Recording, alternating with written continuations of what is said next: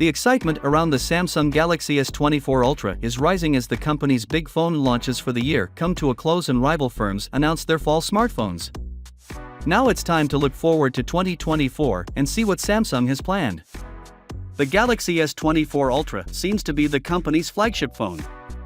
The key challenge for Samsung will be to outperform the characteristics of the S23 Ultra, which provided top-tier performance, great battery life, and unrivaled camera capabilities when compared to phones introduced in the previous year. However, early rumors regarding the S24 Ultra suggest that there is reason to be excited. Aside from an update to a more powerful CPU, such as the Snapdragon 8 Gen 3, there have been discussions of additional advancements in camera technology, including a better telephoto lens.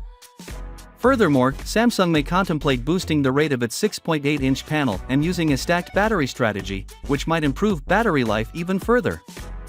Here's what we know so far about the Galaxy S24, based on leaks and particular rumors about the Ultra model. Given that Samsung has already integrated the Ultra's design in their S23 series this year, as well as making their lower-cost Galaxy A phones look like the Ultra, it seems doubtful that the S24 Ultra will get a design refresh.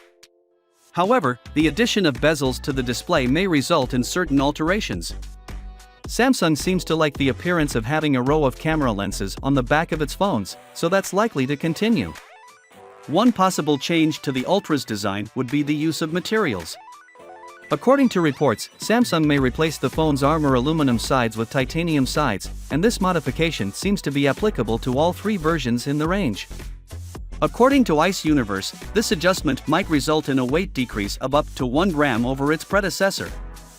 There are rumors of 4 color variations: gray, violet, and yellow, as well as certain special alternatives exclusively accessible via Samsung shops, such as orange, light blue, and light green.